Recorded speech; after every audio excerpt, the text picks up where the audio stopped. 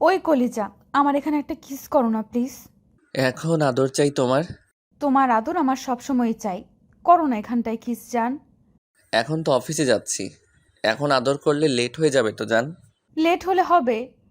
একটু লেট হলে তাতে কি এমন ক্ষতি হয়? আর অফিসটা তো আমাদেরই, তাই না? তুমি অফিসের এমডি হয়ে লেট করলে তাতে কি এমন যায় আসে বলো? তারপর অফিসের একটা ডিসিপ্লিন বলে কথা আছে, তাই না? এখন যদি তোমাকে আদর করতে শুরু করি, তুমি তো আমাকে ছাড়বে না, তখন অনেক বেশি লেট হয়ে যাবে। আমি তোমাকে আদর করতে বললেই তুমি এমন করে আমাকে দূরে সরিয়ে দাও। আমি কি তোমাকে একটু কাছে পেতে পারবো না? নাকি আমার তোমাকে কাছে পেতে ইচ্ছে করে না বলো? আমারও তোমাকে কাছে পেতে ইচ্ছে করে, সব সময়। কিন্তু সব সময় কি রোম্যান্স করা যায় সব জায়গায় বলো? আর সব সময় তো বউকে কাছে রাখা সম্ভব না, তাই না? লাইফে এগিয়ে যেতে হলে কাজ তো করতেই হবে বলো, না হলে তো সবাই রোমান্সই করতো কাজ ফেলে। আমি অত কিছু জানি না, আমি তো তোমাকে সবসময়ই কাছে পাই না। আর এখন একটু লেট করে গেলে তেমন কিচ্ছু হবে না। আমার এখানে আদর লাগবে। আদর দাও। আরে বাবা, ওইখানে আদর দিতে গেলে তো তোমার সব জায়গায় আদর দিতে ইচ্ছে করবে। দিতে হলে দিবে, আমি কি তোমাকে বারণ করেছি? আমি তো চাই তুমি আমাকে সবসময় আদর করো। হ্যাঁ, সেটা ঠিক আছে, কিন্তু আদর করতে শুরু করলে তখন তো আর নিজেকে আটকে রাখতে পারবো না।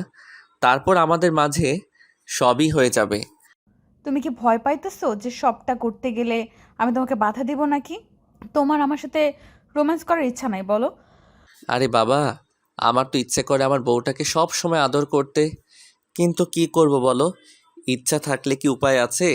আচ্ছা ঠিক আছে, যাও, এখন তুমি এরকম আবদার করো না। আমি অফিস থেকে দুপুরে লাঞ্চ করতে আসবো, তখন তোমাকে আদর করে দিয়ে যাব, কেমন?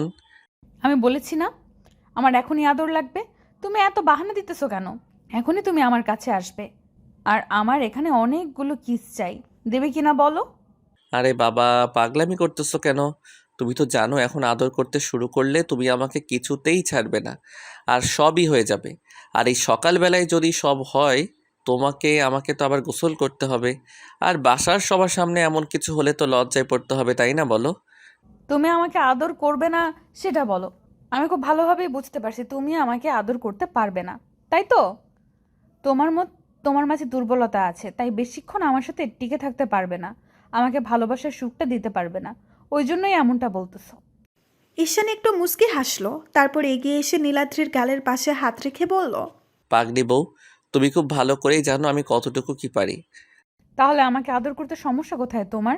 আমি তোমাকে বলতেছি না তুমি একটু দেখিয়ে দাও কতটা পারো? আমি কি বারণ করতেছি? করো না একটু আদর চান। আমি বুঝতে পারতেছি তুমি আমাকে রাগিয়ে দিতেছো, তাতে যেন আমি তোমাকে আদর করতে শুরু করি আর অনেক বেশি রোমান্স করি, তাই না? কিন্তু এখন সময় নেই শোনাবো। আচ্ছা ঠিক আছে, তোমাকে একটা হাক করে দিয়ে যাচ্ছি এখন। আর বললাম তো, লাঞ্চ টাইমে এসে তোমাকে অনেক আদর দিব, কেমন? তখন 1 ঘন্টা হাতে সময় থাকবে, খাওয়া দাওয়াটা শেষ করে তোমাকে অনেক বেশি আদর করে দিয়ে যাব আমার পাগলিটাকে। আমি এখন আদর চেয়েছি, তুমি দুপুরে আদর করবে। তখন আমার মুড থাকবে না। লাগবে না তোমার আদর, যাও। সব সময় শুধু কাজের বাহানা দাও। ঘরে একটা বউ থাকতে বউকে একটু আদর করতে পারো না। এত বেশি এখন অবহেলা করতে শুরু করেছে। আমাকে দেখবে একদিন আমি তোমার থেকে অনেক দূরে চলে যাব। বলছি না এসব উল্টাপাল্টা কথা কখনো বলবে না। তোমাকে যত এসব কথা বলতে বারণ করি তুমি তত বেশি বলো। তুমি খুব ভালো করে জানো এসব কথা বললে আমার খারাপ লাগে। তারপর তুমি এগুলো বন্ধ করো না, আর কখনো এসব বলবে না, কেমন? তাহলে কিন্তু আমি খুব বেশি রাগ করব। খারাপ যদি লাগে তাহলে আমাকে একটু আদর করতে পারো না কেন? জান, এমন করতেছো কেন? আমার জুনিয়র বরটা, আমার পিচ্চি বরটার আদর কি আমি চাই না বলো? আমি তো জানি সে অনেক রোমান্টিক। তাহলে এখন একটু আদর করলে কি সমস্যা? তুমি দেখতেছি ছাড়বে না। আচ্ছা কাছে আসো, আমি আদর দিয়ে দিচ্ছি। নীলাদ্রি মুচকি হাসলো, তারপর ঈশানের অনেকটা কাছে আসতে ঈশান ওকে আলতো করে জড়িয়ে ধরল। নীলাদ্রি ঈশানের বুকে মাথা রেখে ওর বুকে কয়েকটা কিস করে দিল। তখন ঈশান বলতে লাগলো, আমাকে উত্তেজিত করার ধান্দা, তাই না? একদম এসব করবে না। আর শোনো, তুমি আদর চেয়েছো, আমি আদর দিব। তাই বলে যে আমার সাথে এরকম দুষ্টুমি করতে শুরু করবে, তাহলে কিন্তু রাতে আদর দিব না। আর আমি দুষ্টুমি করতে শুরু করলে তখন কিন্তু তুমি রাগ করো। তুমি তো সবসময় দুষ্টুমি করতে শুরু করো। তাহলে রাগ করবে না কি কি করবে? ঠিক আছে, করব না। এখন দেখি, তাকাও আমার দিকে। তোমার নাকি ঠোঁটে কিস লাগবে, আমি কিস করে দিছি কেমন? অনেক লম্বা একটা কিস করতে হবে। আমি জানি তুমি একটার বেশি কিস দিবে না, তাই অনেক লম্বা কিস না করলে কিন্তু আমি কান্না করব এখন। ঈশান একটু হেসে নীলাদ্রির গোলাপি রাঙা ঠোঁটের দিকে কিছুক্ষণ তাকিয়ে রইল। পাগলিটা এবার বেশ লজ্জা পাচ্ছে, কারণ ঈশান যখনই ট্যাপ ট্যাপ করে ওর দিকে তাকিয়ে থাকে তখনই নীলাদ্রির লজ্জায় পুরো লাল হয়ে যায়। নীলাদ্রির চোখ জোড়া বন্ধ করে নিল। ঈশান আলতো করে ওর ঠোঁটের সাথে নিজের ঠোঁট জোড়া ছোঁয়াতেই নীলাদ্রি যেন বেপরোয়া হয়ে উঠল আর ঈশানের সাথে গভীরভাবে রেসপন্স করতে লাগলো। ঈশান নীলাদ্রিকে নিজের আরও কাছে টেনে নিল, তারপরে একটা সময় নীলাদ্রিকে ছেড়ে দিল। নীলাদ্রি ওকে জড়িয়ে ধরতে ঈশান ওর ঘাড়ে গলায় কিস করতে আরম্ভ করলো। এবার নীলাদ্রির মুখে হাসি ফুটে উঠল। বুঝতে পারলো রাতে কালকে যেটা হয়নি আজকে সকালে সেটা হতে চলেছে, যার জন্য নীলাদ্রি ঈশানের চুলগুলো আঁকড়ে ধরল। ঈশান অনবরত নীলাদ্রির ঘাড়ে আর গলায় নাক ঘষে চলেছে আর নীলাদ্রির সুখের আবেশে চোখ জোড়া বন্ধ করে রাখছে। তারপর ঈশান যখনই নীলাদ্রির ঘাড়ে কয়েকটা কিস করতে যাবে ঠিক তখনই আম্মুর নীলাদ্রিকে ডাকলো। সাথে সাথে ঈশানের ঘোর কাটতেই ও নীলাদ্রিকে ছেড়ে দিল। তখন ও বলল, কি হলো, ছাড়লে কেন জান? আমার তো ভালোই লাগতেছিল। না মানে এমনটা করতে চাইনি, আসলে ভুল করে ফেলেছি। তুমি যাও, দেখো আম্মু কি বলে। আমি তো বললাম এখন অনেক লেট হয়ে যাবে, প্লিজ এখন আমাকে আর আটকে দিও না, যেতে দাও।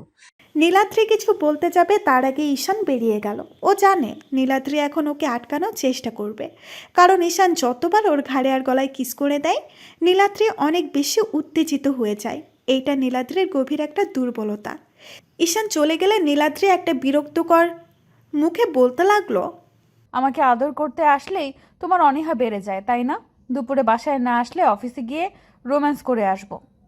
ঈশান অফিসে চলে আসে। তারপর নীলাদ্রিকে কল করলো। রিসিভ করলে ঈশান বলল, আচ্ছা পাগলি, তুমি দুপুরে আব্বু আম্মুর সাথে খেয়ে নিও কেমন?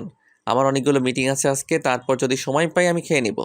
তাছাড়া তুমি কিন্তু পাগলামি করবে না, আর বাসায় আসতে বলবে না। তুই খুব ভালো করে জানো আমি তোমার আবদারটা ফেলতে পারি না। এই না বললে তুমি দুপুরে এসে আমাকে অনেক আদর দিবে, এখন আবার বারণ করতেছো কেন? আমি অত কিছু শুনতে চাই না, আমার দুপুরে তোমার আদর চাই, ব্যাস। আরে বাবা, আমি কি ইচ্ছা করে এখানে আটকে পড়েছি নাকি? এসে দেখলাম অনেকগুলো কাজ জমে আছে, আর আব্বু একটু আগে ফোন করে বলল আজকে বাইরের অনেকগুলো কোম্পানির সাথে কয়েকটা মিটিং আছে। আমি কি করব? আমি কি নিজেকে কাজের মধ্যে আটকে রাখতে চাই? আমার তো ইচ্ছা করে, বলো, আমার বউটাকে আদর করতে, সব সময় কাছে পেতে। কচু ইচ্ছে করে তুমি যদি বিকেলে না দুপুরে না আসো, তাহলে আমি সত্যিই কিন্তু অনেক কান্না করব। নীলাদ্রি ফোনটা কেটে দিল আর ঈশান ভাবতে লাগলো পাগলিটাকে নিয়ে কি করবে। তো দুপুর হতে না হতেই নীলাদ্রি ঈশানকে বারবার ফোন দিতে লাগলো। বেশ কয়েকবার দিতে ঈশান শুধু একবার ফোনটা রিসিভ করে বলল, পাগলি বউ, প্লিজ মন খারাপ করো না। দেখো, অনেক কাজে আটকা পড়েছি, এখন সম্ভব না বাসায় আসা। তুমি একটু কষ্ট করে খেয়ে নাও। আচ্ছা ঠিক আছে, আমি বাসায় এসে তোমার সাথে কথা বলবো। হ্যাঁ, এখন কথা বলার সময় নেই, তুমি প্লিজ রাগ করো না। ঈশান কলটা কেটে দিয়ে আবার মিটিং করতে লাগলো। এর মাঝে আব্বু আম্মু খাবার টাইম হয়ে আসলে নীলাদ্রি গিয়ে আব্বু আম্মুকে খাবার দিতে লাগলো, কিন্তু নিজেই নীলাদ্রি খাচ্ছিল না দেখে আম্মুকে জিজ্ঞাসা করলো, কি হলো মামুনি, তুমি খাইতেছো না কেন? আর কি সমস্যা হলো তোমার? আম্মু, তোমার ছেলে না আজকে বাসায় আসবে না? সে কি কথা, তাহলে সারা দুপুর না খেয়ে থাকবে নাকি? ও তো বললো ক্যান্টিন থেকে খেয়ে নিবে, কিন্তু আমি জানি ও ক্যান্টিন থেকে কখনোই খাবে না। আচ্ছা তুমি এক কাজ করো, ওর জন্য খাবার নিয়ে যাও। তুমি তো জানো ছেলেটা ক্যান্টিনে খাবারটা খেতে পারে না, ওর শরীরের সাথে ম্যাচ করে না। তুমি মন খারাপ করো না মামুনি, তুমি দুজনের খাবার নিয়ে যাও, ওইখানে গিয়ে দুজনে খেয়ে নিও কেমন? নীলাদ্রি একটু মুচকি হাসলো। আম্মু আর মনের কথাটা বুঝতে পেরে যেন আব্বু আম্মু খাওয়া হলে নীলাদ্রি ড্রাইভারকে নিয়ে অফিসে চলে আসলো। শুনতে পেল ঈশান একটা মিটিংয়ে আছে, তার জন্য 20 মিনিট অপেক্ষা করলো। তারপর পিয়ন এসে যখনই বলল মিটিং শেষ হয়ে গেছে, নীলাদ্রি খুশি মনে খাবারগুলো নিয়ে ঈশানের কেবিনের দিকে যেতে লাগলো। তারপর যখনই কেবিনের দরজা ঠেলে ভেতরে ঢুকতে যাবে তখন যেটা দেখলো সেটার জন্য নীলাদ্রি কখনোই প্রস্তুত ছিল না, কারণ ঈশান কেবিনের ভেতরে একটা মেয়েকে কিস করছে। এমন কিছু দেখে নীলাদ্রি অনেক বেশি অবাক হয়ে গেল। তারপর হুটহাট করে নীলাদ্রির হাত থেকে খাবারগুলো পড়ে গেল। এমন কিছুর জন্য সবাই শব্দ পেয়ে ঈশান আর ওই মেয়েটা দরজার দিকে তাকালো, আর নীলাদ্রি তাড়াহুড়া করে সেখান থেকে চলে যেতে গেলেই ঈশান ওকে স্পষ্ট দেখতে পেল। নীলাদ্রির 2 চোখ দিয়ে পানি পড়ছে শুধু। ঈশান বুঝতে পারলো ঘটনাটা কি হয়েছে। ও তাড়াহুড়া করে মেয়েটার কাছ থেকে ওকে সরে এসে বলতে লাগলো, এই যা, আমার পাগলিটা হয়তো আমাকে ভুল বুঝেছে। তোমাকে বারবার বলতেছিলাম দুষ্টুমি করো না, হলো তো? এখনই পাগলিটাকে কে বোঝাবে? কি হয়েছে আমাকে বলো। কি আর হবে? যে পাগলিটাকে এত ভালোবাসি ও আমার জন্য খাবার নিয়ে আসছিল আর আমাদের এইভাবে দেখে ফেলেছে। ভেবেছে আমরা কিস করতেছিলাম। তোমাকে বারবার বলতেছিলাম এরকম করো না, চোখে কিছু একটা ঢুকিয়ে। এখন আমাকে তো বিপদে ফেললেই, আমার বউটাকেও রাগিয়ে দিলে। এখন কি করে রাগ ভাঙাবো জানটার? আচ্ছা তুমি এক কাজ করো, তুমি আগে বাসায় যাও আর বউয়ের রাগ ভাঙানোর চেষ্টা করো। ওর সাথে কথা বলো, না হলে দেখা গেছে কান্নাকাটি করবে আর উল্টাপাল্টা কিছু করে বসতে পারে। তারপর হয়তো না খেয়ে আছে, তুমিও তো না খেয়ে আছো। গিয়ে রাগটা ভাঙাও। যদি বুঝতে পারো যে বিশ্বাস করছে না, আমাকে কল করো, আমি গিয়ে ওর সাথে কথা বলবো, কেমন? ঈশান একটু মুচকি হেসে তাড়াহুড়া করে বাসায় চলে আসলো। তারপর বাসায় গিয়ে নীলাদ্রি ডাকতে লাগলো। তখন আম্মু এসে বলল, আব্বু, তুমি নীলাদ্রিকে কি বলেছো? ও কান্না করতে করতে বাসায় চলে আসলো, তার উপর না খেয়ে আছে এখনো। আমার মনে হয় তুমি ওকে কিছু বলেছো, তাই না? আম্মু, আমি তোমার সাথে পরে কথা বলবো। আমি আগে পাগলিটাকে রাগ ভাঙিয়ে আসি। ঈশান তাড়াহুড়া করে রুমে গেল। দেখলো নীলাদ্রি বালিশে মুখ গুজে কান্না করছে। ঈশান গিয়ে ওর কাঁধের উপরে হাত রাখতেই পাগলটা সরিয়ে দিল আর বলতে লাগলো, তোমার ওই নোংরা হাতে আমাকে স্পর্শ করবে না। এই তোমার অফিসের কাজ? এই জন্যই তুমি অফিসের জন্য এত ব্যস্ততা দেখাও? এগুলো কতদিন ধরে চলছে? হ্যাঁ, বিশ্বাস করো, আমি এমন কিছু করতে চাইনি। তাছাড়া তুমি যেটা দেখেছো সেটা সত্যি নয়। আমি যা দেখার দেখে নিয়েছি। আর কি বললে সত্যি নয়? সত্যি তো আমি আজকে বুঝতে পারছি। আসলে আমি কি তোমাকে কম সুখে রেখেছিলাম, নাকি তোমাকে আদর করতে দেই না বলো? ও, এখন তো বিয়ের 6টা মাস চলে গেছে। আমি পুরনো হয়ে গেছি না? আমি ওই সুখটা দিতে পারি না তোমাকে, যতটুকু সুখ ওই মেয়েটা তোমাকে দিয়েছিল, তাই না? বিশ্বাস করো, ওইখানে আমি এমন কিছু করছিলাম না যার জন্য তুমি কষ্ট পাবে। আসলে ওর চোখে কিছু একটা পড়েছিল, আমি সেটাই দেখতেছিলাম। আর তুমি আমাদের ওরকমভাবে দেখে ভেবেছো আমরা কিস করতেছিলাম। তোমার বিশ্বাস না হলে মেয়েটার সাথে একটু কথা বলে দেখতে পারো। আমার কোনো ইচ্ছে নেই। আমি যেটা দেখার দেখে নিয়েছি, আর বুঝেও গেছি তুমি আমাকে কতটুকু ভালোবাসো। ছি, আমি ভাবতেই পারছি না তুমি কি না আমার সাথে এরকমভাবে প্রতারণা করলে। ঈশান, এই জন্যই তুমি আমার জন্য এত বেশি পাগল ছিলে? তুমি আমাকে এটুকু বিশ্বাস করতে পারলে না যে মেয়েটার জন্য এত বেশি পাগল ছিলাম? তাকে এমন করে কষ্ট দিব কি করে? তুমি আমাকে এমনটা ভাবতে পারলে? আমি কি নিজের চোখে অবিশ্বাস করব বলো? আমি তো সবটা দেখেছি। আর তুমি এমন করে বলতেছো যার জন্য এখন আমার আর বিশ্বাসই হচ্ছে না যে তুমি আমাকে ভালোবাসো। আমি বুঝতে পেরেছি সকলে এজন্যই তুমি আমাকে দূরে সরিয়ে দিয়েছিলে, তাই তো? ওটা তোমার গার্লফ্রেন্ড, বিয়ের পরও অন্য কারোর সাথে সম্পর্কে জড়ানো পরকীয়ার সমান। আর তুমি সেটা বুঝতে পারলে না, এমন করে কষ্ট দিলে আমাকে। আমি আজকেই বাসায় চলে যাব। ঈশান অনেকক্ষণ যাবৎ নীলাদ্রিকে বোঝানোর চেষ্টা করলো। তারপর যখন বুঝতে পারছিল না, তখন ঈশান ওর ফ্রেন্ড মায়াকে ফোন করে বাসায় আনলো। আর তখনকার সিসিটিভি ফুটেজটা নীলাদ্রিকে দেখালো। সব দেখার পর নীলাদ্রি চুপ করে রইল। তখন ঈশান একটা তাচ্ছিলের হাসি দিয়ে বলল, চোখের দেখা সবসময় ঠিক হয় না। তুমি আমাকে এইটুকু বিশ্বাস করো, আমি তো তোমাকে ভালোবেসে বিয়ে করেছিলাম। তুমি আমার থেকে সিনিয়র, তারপরও তোমার জন্য এত বেশি পাগলামি করছি। তাহলে যার জন্য এত বেশি নিজেকে কষ্ট দিয়েছিলাম, এত বেশি কষ্ট পাচ্ছিলাম, ভাবতে পারলে কি করে যে তাকে এভাবে ভুলে যাব? আমি ভাবতেই পারছি না তুমি আমাকে এতটা অবিশ্বাস করলে। ঈশান কথাগুলো বলে ব্যালকনিতে চলে গেল। তখন নীলাদ্রি বুঝতে পারলো কি একটা ভুল করে ফেলেছে। ও তাড়াহুড়া করে ব্যালকনিতে গিয়ে ঈশানের পাশে দাঁড়ালো। তারপর ওর সাথে কথা বলার চেষ্টা করলেই ঈশান সেখান থেকে চলে যেতে গেলেই নীলাদ্রি কান্না করে দিয়ে ওকে জড়িয়ে ধরলো আর বলতে লাগলো, বাবু, আমি অন্যায় করেছি, ভুল করে ফেলেছি, মাফ করে দাও আমাকে। দেখো, আর কখনো এরকমটা হবে না। আমি বুঝতে পারিনি তুমি এমনটা করতে পারো না। একটু তাকাও আমার দিকে, আমি কখনো তোমাকে অবিশ্বাস করব না। আমি কষ্টের এই জন্য পাইনি যে তুমি আমাকে ভুল বুঝছো, কিন্তু কষ্ট এই জন্যই পেয়েছি যে তোমার বিশ্বাস এইটুকু আমার উপর নেই যে আমি তোমাকে ছাড়া অন্য কাউকে কারোর সাথে নিজেকে জড়িয়ে ফেলতে পারি। আর কখনো এরকম করব না, প্লিজ। একটা বার মাফ করে দাও।